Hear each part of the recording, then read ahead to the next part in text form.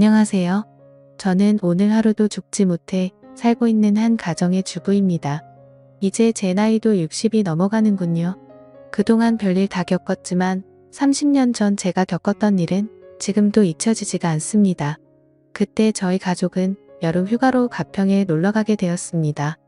햇볕이 좋은 맑은 날씨에 길거리에 팔고 있는 옥수수를 사서 먹으며 즐거운 휴가의 분위기를 느끼면서 펜션에 도착했습니다. 간단하게 짐을 풀고 불놀이를 즐기며 놀다 보니 하루가 빠르게 흘러가 어둑해지는 저녁이 되었습니다. 남편은 저와 딸이 맛있게 먹을 수 있도록 숯불에 고기를 굽기 시작했고 저는 된장찌개와 딸이 먹을 수 있는 햄도 구우면서 배고프다는 딸 입에 밥과 햄을 쏙 넣어주었어요. 그렇게 배부르게 저녁 식사를 마치고 저희 가족은 잠시 소화도 시킬 겸 동네 한 바퀴를 돌고 있었는데 가로등 불빛에 빗방울이 한두 방울씩 떨어지기 시작하더군요. 하늘을 보니 몇 분 전까지만 해도 하늘을 빼곡히 채운 별빛들은 사라지고 컴컴한 하늘만 보였습니다. 더 많은 비가 쏟아질 것 같아 최대한 빠르게 집에 들어갔고 잠시 후 엄청난 폭우가 쏟아지기 시작했습니다. 앞이 안 보일 정도로 굵은 빗방울이 내리기 시작하면서 휴가 온 저희는 아쉬움에 창문만 보고 있었어요. 그렇게 아침에 일어나 보니 보슬비가 내리긴 했지만 거의 비가 그친 상태였고 딸은 잠시 밖에 나가고 싶다며 아침 일찍부터 일어나 펜션 주인이 키우는 강아지인지 꼬리치고 있는 계집을 보며 저를 보채기 시작했습니다. 결국 멀리 가지 말라고 말을 함과 동시에 급하게 밖으로 뛰어나갔어요. 남편은 짐을 싸고 있었고 저는 아침을 준비하며 강아지와 함께 놀고 있는 딸을 불렀는데 몇 번을 불러도 아무런 대답이 없길래 이상해서 밖으로 나가보니 어딜 갔는지 방금 전까지만 해도 있던 딸이 없어졌어요. 너무 놀라 남편을 불렀고 주변을 뛰어다니며 정신없이 찾아다녔지만 결국 찾지 못했습니다. 아침에 딸과 나는 몇 마디의 대화가 마지막일 거라고 전혀 생각하지 못한 저는 오열하다 정신을 잃었고 결국 그때 당시 6살이었던 딸은 저희 곁으로 다시는 돌아오지 못했어요. 너무 큰 충격으로 제정신이 아닌 세월을 살아온 저와 남편은 언젠가는 찾겠지, 언젠가는 만날 날이 있겠지 생각하며 희망을 가지고 하루하루 버티면서 살아왔어요. 그렇게 살아오다 보니 어느덧 30년이라는 시간이 지나버렸어요. 그만큼 저와 남편도 세월 앞에 장사 없다고 60대가 되어버렸어요. 그러면서 시간이 흐른 만큼 딸에 대한 기억도 희미해지고 그리움의 감정도 무뎌지고 있었어요. 지금 만나게 된다면 40을 바라보고 있을 나이일 텐데 존재를 알 수 없으니 생각하면 할수록 가슴이 미어져 왔어요. 그렇게 언제 올지 모르는 딸을 기다리며 삶을 살아오고 있는데 갑자기 저희 집 문을 누군가 두드리기 시작했어요. 저녁밥을 차리고 있던 남편과 저는 아무도 찾아오지 않을 시간에 문을 두드리니 이상하게 생각했고 제가 현관으로 나가 누구냐고 물어봐도 대답이 없자 그냥 무시하고 돌아섰는데 현관 밖에서 엄마라고 말을 하고 있는 목소리가 제 귀에 맴돌았습니다. 저는 순간 몸이 멈추었고 엄마라고 들렸던 목소리에 제 심장이 뛰기 시작했습니다. 너무 놀라 급하게 현관문을 열었고 제 앞에 서 있던 여자는 저를 보면서 눈물을 흘리며 엄마라고 외치고 있었습니다. 갑작스럽게 제 집에 찾아온 여자를 보고는 당황도 하였고 긴가민가한 상태로 아무 말 없이 얼굴을 보고 있는데 뒤이어 남편도 달려나오자 남편을 보고 아빠라고 말을 하며 눈물을 흘리고 있었습니다. 현관 앞에 우두커니 서 있게 할 수 없어 일단 집으로 들어오게 했고 아침 저녁을 먹으려고 준비하고 있었기 때문에 셋이서 저녁을 먹게 되었습니다. 남편과 저는 너무 놀라 셋이서 밥을 먹고 있으면서도 너무 얼떨떨했고 일단 밥부터 먹고 천천히 대화해보기로 했습니다. 밥이 코로 들어가는지 입으로 들어가는지 모를 정도로 딸이라고 찾아온 여자의 얼굴을 보느라 정신이 없었고 그렇게 식사를 마치고 과일을 먹으며 하나하나 물어보기 시작했습니다. 저는 우리 집은 어떻게 알고 찾아온 거니 지금까지 이사 안 간 이유가 언젠가는 찾아오겠지 생각하며 기다리긴 했는데 여자는 지금은 예전의 기억이 잘 떠오르진 않지만 엄마랑 어렸을 때 펜션에 놀러가서 강아지랑 놀고 싶다고 말했는데 그때 옆에 지나가는 강아지 보고 뒤따라가다가 산속으로 들어가게 되면서 길을 잃어버렸어요.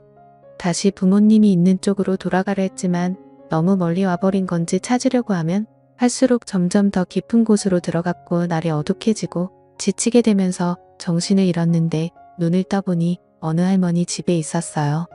깨어난 저를 보고는 음식을 챙겨주셨고 그렇게 부모님을 찾아준다는 할머니의 말에 함께 지내게 되었죠. 정말 잘해주셨고 부모님이 오실 때까지 매일 눈물을 흘리며 기다렸는데 할머니께서 부모님이 사고로 세상을 떠나셨다는 말을 하면서 저를 키워주셨어요. 그때 당시 너무 어렸던 저는 잘 몰랐기 때문에 혼자 계셨던 할머니 밑에서 자라오기 시작했어요. 할머니는 외로웠던 자기 옆에 있어줘서 고맙다며 항상 말해줬던 게 기억나네요. 정말 잘해주셨는데 할머니께서 몸이 많이 안 좋으셨는지 저는 결국 고아원에 들어가 성인이 될 때까지 살다 보니 어렸을 적 엄마가 주소를 말해줬던 게 어렴풋이 성수동이라는 동네와 저의 집이 인사주택으로 되어 있다는 것만 기억해 시간이 될 때마다 그런 곳 뒤주로만 돌아다니면서 동네 주민분들 중 연세 드신 분들에게 돌아가신 부모님 관련된 소식을 듣고 싶어 물어보며 돌아다니며 세월을 보냈는데 동네 주민분들과 대화를 하던 중 그때의 일들을 기억하고 계시는 할머니를 만나게 되면서 부모님께서 살아계시다는 말을 듣게 되었고 여기까지 오게 되었어요. 이 말들을 듣고 있는데 저는 눈물을 흘리고 말았습니다. 과거의 상황들이 하나도 틀리지 않았습니다. 그렇게 바라고 바라던 딸의 얼굴을 볼 수 있었다는 거에 너무 감사했습니다. 동네 주민분들이야 워낙 저희 가정사를 잘 알고 계신 분들이 몇 분 있었기 때문에 그분들 중 한 분과 만나게 된 것 같아 너무 감사했습니다. 더 이상 다른 건 물어볼 필요도 없었습니다. 과거의 일들이 모두 생생하게 떠오르기 시작했고 그때의 미안함 때문에 저는 제 딸의 손을 잡고 고개를 떨며 아무 말도 할 수가 없었습니다. 오랜 세월이 흐른 만큼 어색함도 교차했고 조심스럽게 이런저런 이야기를 하면서 그동안 힘겹게 살아온 딸의 인생을 들으며 너무 소중한 시간을 함께하고 있었습니다. 저희는 늦게까지 대화를 이어나갔고 다음 날 출근을 해야 한다며 다시 오겠다는 딸의 말에 아쉬운 표정을 남기며 신발을 신고 있는 딸에게 가지 말라고 말하고 싶었지만 그동안 살아온 세월이 있기 때문에 그런 감정을 억누르고 손을 잡고 다음 날 꼭 다시 와달라는 말을 하면서 보내줬습니다. 30년의 세월이 흘렀고 6살 때의 기억이 거의 나지 않는다는 딸을 보며 안타까움에 가슴이 미어졌고 그동안 죽은 줄로만 알고 부모 없이 살아온 세월이 얼마나 힘들었을지 도저히 상상이 안 되었습니다. 그동안 못해준 것들 세상 떠나기 전에 모든 걸 다 해주리라 다짐하면서 다음 날이 빨리 오기를 기다렸습니다. 너무 기분이 들떴고 딸의 얼굴이 아른거려 남편과 저는 잠 한숨 못 잤네요. 딸은 매일 저녁 저희 집에 찾아왔고 주말의 경우 아침부터 와서 함께 시간을 보내줬고 마음이 너무 앞선 저는 그동안 해주지 못했던 것들 해주려고 모든 걸 다 내어주었습니다. 힘들게 일하며 퇴근 시간에나 볼 수 있는 게 싫어해 줄 수 있는 게 금전적으로 지원해 주는 것밖에 없어 딸에게 카페 하나 차려줬고 매일을 카페에서 시간을 함께 보냈네요. 그리고 살던 집에 어렸을 때의 딸의 방을 다시 리모델링해서 모든 걸 다시 새롭게 시작하며 서로가 점점 안정이 되고 자리가 잡힌 줄 알았는데 하나의 문제가 있었습니다. 예전부터 만나왔다던 남자가 있는데 정리했다고 말은 했지만 밤늦게 전화 오고 밖에서 통화하고 싸우는 소리가 들리다 보니 신경에 거슬리기 시작했습니다. 그런데 저녁에 보리를 보고 카페에 들어갔는데 딸이 말했던 그 남자와 단둘이 대화를 하고 있는 것 같았습니다. 저는 밖에서 그 남자가 나오기만을 한참 동안 기다렸고 밖으로 나오자마자 그 남자에게 다가가 경은이 엄마라는 말을 하면서 따로 대화하기를 원한다며 다른 카페로 자리를 옮겼습니다. 그리고 딸에게 빚이 있다는 걸 듣게 되면서 갚지 않고 계속 도망치길래 정신적으로 너무 힘들다며 나중에 자기도 무슨 짓을 저지를지 모르는 이 엄마라면 대신 빚을 갚아달라고 저에게 화를 내기 시작했습니다. 이런 문제를 30년 만에 만나게 된 부모에게 말하지 못한 건 당연하다고 생각해 이 남자에게 빌린 돈 1억을 대신 갚아줬습니다. 경은이와 결혼할 줄 알고 장사한다는 거 모자란 보증금 빌려줬는데 나중에 원금까지 다 까먹었다며 돈은 받았으니 다시는 찾아오지 않겠다고 말하면서 상황을 마무리 지었습니다. 이런 문제로 인해 얼마나 불편하고 힘들었을지 생각하니 너무 마음이 아팠습니다. 집에서 저는 자연스럽게 이런저런 이야기하면서 상처되지 않을 선에서 조심스럽게 그 남자에 대해 말을 하면서 이력을 갚아줬으니 다시는 찾아오지 않을 거라며 미안해하는 딸을 다독여줬습니다. 30년의 세월 동안 부모 없이 살아보겠다고 발버둥치다가 이런 일들이 발생된 것 같아 마음이 너무 무거웠지만 앞으로 모든 일이 잘 될 거라고 좋게 생각했습니다. 그런데 생각지도 못한 문제가 발생되면서 손발이 떨리기 시작했고 딸과 그 남자의 대화 속에 듣게 된 진실에 충격을 받고 말았습니다.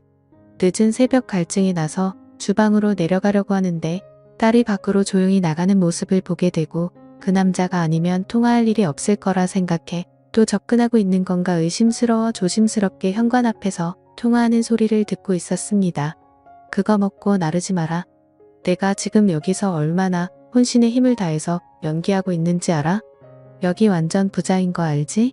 이 집이며 돈이며 모두 내 거가 될 거니까 조금만 기다려. 나중에 다 내 명의로 돌려달라고 말할 거야. 그때 같이 살면 되지. 좀 답답해도 기다려. 이 사람들 살면 얼마나 살겠냐. 밑작업이 얼마나 중요한지 몰라. 일단 이력 받은 걸로 생활비 좀 하고 있어. 그리고 나 지금 이렇게 나와서 통화하면 안 돼. 제발 전화 좀 그만해. 이러다 들키겠어. 지금 거의 마무리되고 있는데 모든 계획이 실패했으면 좋겠어. 제발 생각 좀 하고 살자. 우리 인생도 좀 펴야 할 거 아니야. 의심을 사게 되면 나중에 유전자 검사하자고 할지도 모르잖아. 그럼 빼박이야. 내가 전화할 때까지 무조건 기다려. 그럼 끊는다. 이 말들을 현관 앞에서 듣고 있는데 몸이 굳어 움직이지도 않았습니다. 저는 몸을 피할 힘도 없어 딸이 보이지 않는 곳에 주저앉아 숨었고 방에 들어간 모습을 확인한 후 저도 힘들게 방으로 들어갔습니다. 도저히 믿을 수 없는 말들을 듣게 되면서 무서움에 자고 있는 남편을 깨워 이 사실을 말하려 했지만 받아들이기가 너무 힘들었네요. 그만큼 기다려온 딸인데 아니었다고 돈 때문에 접근한 거라고 말을 하면 분명 쓰러지고 말 겁니다. 저도 지금 힘겹게 정신 붙들고 있는데 혈압이 높은 남편은 아마 이번 일이 밝혀지면 세상을 떠날 수도 있을 것 같다는 불안감에 모든 상황 조용히 해결해야겠다 생각했고 다음날 남편과 저에게 애교 부리며 딸 행세를 하고 있는 의문의 여자에게 아무렇지도 않게 평상시 때처럼 행동했습니다. 이 여자가 계획한 것처럼 그냥 우리가 세상을 떠날 때까지 조심이라도 하면 될 것을 이런 사실을 걸려서 또 다른 상처를 줬다는 게 버티기가 너무 힘들었네요. 남편은 출근하고 의문의 여자도 카페로 출근을 했습니다. 저는 친구를 만나야 한다며 저는 친구들 만나야 한다며 저녁에 카페에 들린다고 웃으면서 말했고 아무도 없는 집에 혼자 남아 의문의 여자 방에 들어가 바닥에 떨어진 머리카락들을 주워서 유전자 검사를 진행했습니다. 통화 속에 나온 진실에 유전자 검사할 필요도 없었지만 그래도 믿기 싫어 확인해보고 싶었습니다. 집에 돌아와 한참을 멍하니 있으면서 함께 찍었던 사진들과 추억이 모두 거짓이었다니 생각하며 핸드폰에 담긴 추억들을 보며 한참을 울었고 저녁이 되고 길 건너편에서 열심히 웃으며 일을 하고 있는 의문의 여자를 보고 있으니 그냥 이대로 살까 딸로 받아들이고 살까 다시 예전으로 돌아가기 이대로 모른 척하고 살다가 세상 떠났으면 좋겠다는 생각이 들었습니다. 그토록 기다렸던 일들이고 보고 싶었던 딸이었는데 이 모든 사실이 거짓이라도 나 혼자만 사실이라고 믿고 있다면 아무렇지도 않게 살아갈 수 있을 텐데 이런 생각들로 머릿속이 복잡해졌고 결국 카페에 들어갈 수 없었습니다. 그렇게 평상시 대처하면서 행동을 하면서 지내오다 보니 유전자 검사 서류가 도착했고 떨리는 손을 힘들게 진정시키며 뜯어보니 그 안에 있던 서류에서조차 거짓으로 말을 해주고 있었습니다.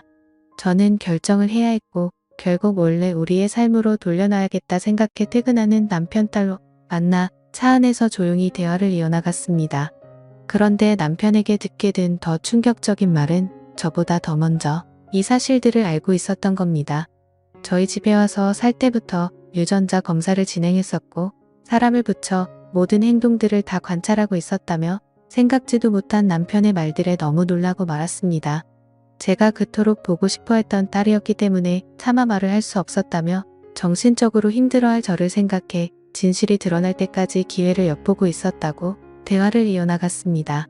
결국 남편과 저와 둘 다 의문의 여자가 돈 때문에 저희한테 접근한 걸 알게 되었고 남편은 벌써 경찰에게도 이 사실들을 말해놓은 상태로 기회만 엿보고 있었던 겁니다.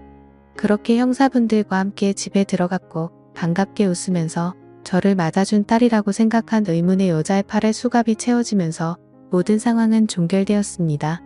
그리고 드디어 저와 만났던 그 남자 또한 잡히게 되었고 너무나 저희 과거를 잘 알고 있었던 의문의 여자의 입에서 나온 말들은 제가 동네에서 지인들과 만나면 과거 딸과 헤어졌던 일들을 자주 말을 하면서 지내왔기 때문에 그런 말들을 녹음하고 계획해서 범행을 저질렀다고 털어놨습니다. 제 입에서 나온 말들로 계획했다는 거에 너무 놀랐고 그 여자와 남자는 사기죄로 구속 조치가 이루어졌네요.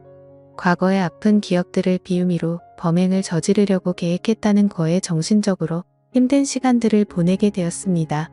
집에 들어와서 자식이라고 생각했던 그 여자와 함께한 화상의 흔적들을 지우면서 아직까지 돌아오지 않은 진짜 딸을 생각하며 눈물을 흘리고 말았습니다. 언젠가 분명 살아있고 엄마 아빠를 찾고 있을 우리 딸 경은아, 만약 이 사연을 접하게 된다면 꼭 연락 바란다. 보고 싶다. 그래도 세상 떠나기 전에 얼굴 한번 보고 싶구나. 어디에서 살고 있던 항상 행복하게 지내고 있길 바란다. 지금까지 제 사연을 읽어주셔서 감사드립니다.